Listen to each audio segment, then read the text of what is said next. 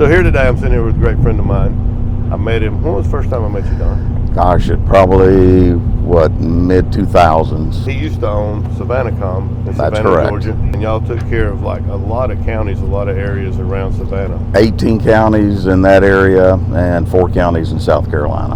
I've done work with him on EMCs and other locations. You had all kinds of commercial products. I worked at the ports. You were there. I Yes. worked for some EMCs, and you were Correct. there. And you've since sold that shop. 4 years ago, sure did. Right. And why then are you down here with us helping out? Same reason that started all of this many years ago is because when there's a hurricane or any other natural disaster, one is the passion to go in and help the first responders. Absolutely. They've got to have the communications. Sure. And to help the people in the area. Right. They're under just such stress. Also the passion to support the technical folks that are there. There's no way you can continue to work around the clock to reestablish communications because you've got your own life. Personal life has to come into it. You've got your family, your house, and everything else. That's a great point. So it's to be able to go in and back those folks up. And the same thing back in those days when it was needed for them to come in to help somebody else after having gone through a hurricane back in '79, and that wasn't taking place then. So that's what started all of it. Don is all about relationships and friends and folks, and I've made some of the same friends that Don's made over the years, and he's being quite modest when they went in. He used to carry the trucks and the equipment and the housing and the food, and that was Don that put all that together. Not only would he carry that, he would utilize his own gear and equipment.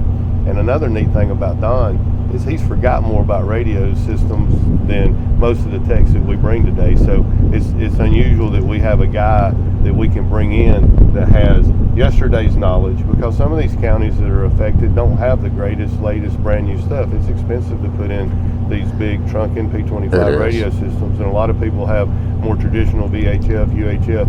And honestly, some of the techs coming up today don't have the experience. Or the computers that would run the software. Exactly. All that stuff that you have had and operated with. It's an honor to work with you and to come in and see the stuff you know. And then the relationships, when we get into all these coastal communities where you've been supporting folks for the last 30 years, you're like, hey, we'll call the sheriff over here, we'll call this guy, we'll call this guy. The resources and the people and the things that you pull out and help us with is quite amazing. And the group that works now and the groups of the past, the majority of the people are still here. Even though it's a job, I think it has become the passion of them. People are, wanting to work, they're wanting to help. So it's, why else would you go out and work 20 hours a day? Absolutely.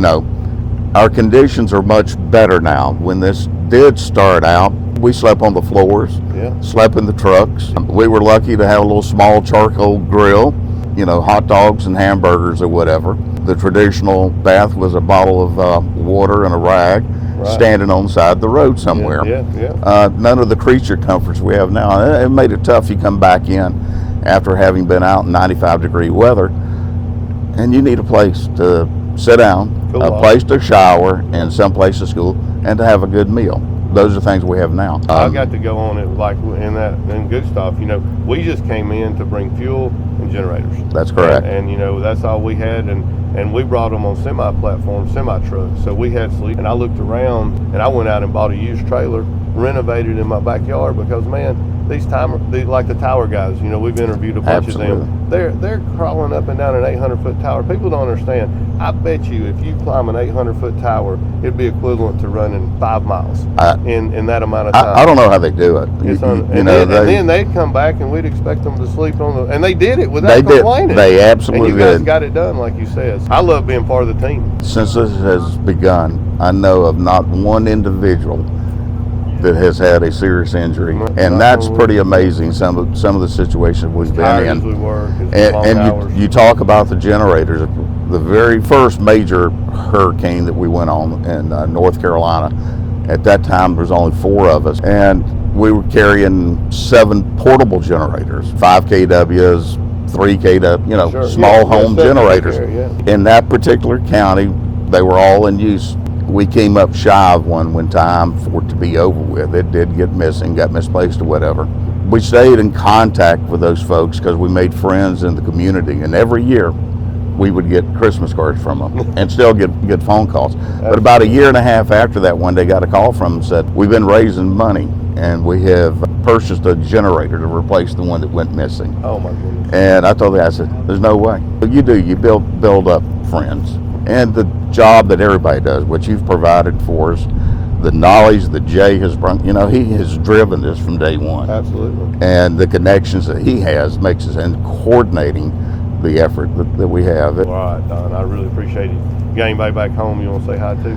Absolutely. Our whole family's having a family reunion right now. And I'm not there.